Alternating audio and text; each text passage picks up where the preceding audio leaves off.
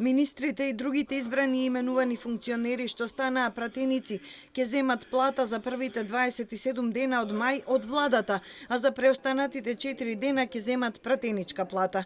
Така се регулира преземањето на функционери и на сите други вработени од една во друга институција, без оглед на тоа кога ќе биде поднесена одјавата и пријавата. Агенцијата за вработување не дава информации за колку новоизбрани пратеници, тоа е веќе регулирано, бидејќи се работи за доверливи податоци. Но ќе мора да ги сподели со антикорупцијската комисија, која има намера и фактички да утврди неспојливост на функциите. За паралелно извршување две функции, казната е 300 до 500 евра. Во периодов сме во отпочнати активности за обезбедување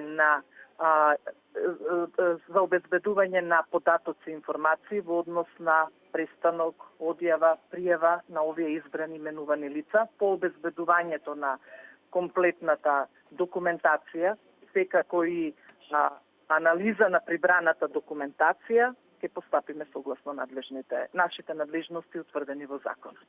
И Уставот и неколку клучни закони нагласуваат дека извршувањето на функцијата пратеник е неспојлива со било која друга. Сепак премиерот Талат Џафери и министерот Илир Демири најавија дека нема да се повлечат од владата, а ќе ги замрзнат обврските во собранието. Престојниот мандатар Христијан Мицкоски се согласува дека се работи за сива зона во која Талат Џафери истовремено е и премиер и пратеник, исто како што во 2020-та бил Оливер Спасовски, а во 2017-та Емил Димитриев. Има намера да се најде законско решение што поскоро. Опозицијската левица не е толку толерантна. Писмено побара спикерот Африм Гаши на првата седница да констатира престанок на мандатот на Талат Џафери поради неспојливост на функциите премиер и пратеник. Доколку не го стори тоа, најавува кривична пријава против Гаши за несовесно работење во службата, а можеби интерпелација. Ке поднеси преставка до антикорупцијската. Кабинетот на спикерот потврдува дека не постои законска одредба што го уредува функционирањето и престанокот на мандатот на владата во периодот од конституирање на собрание до избор на нова влада.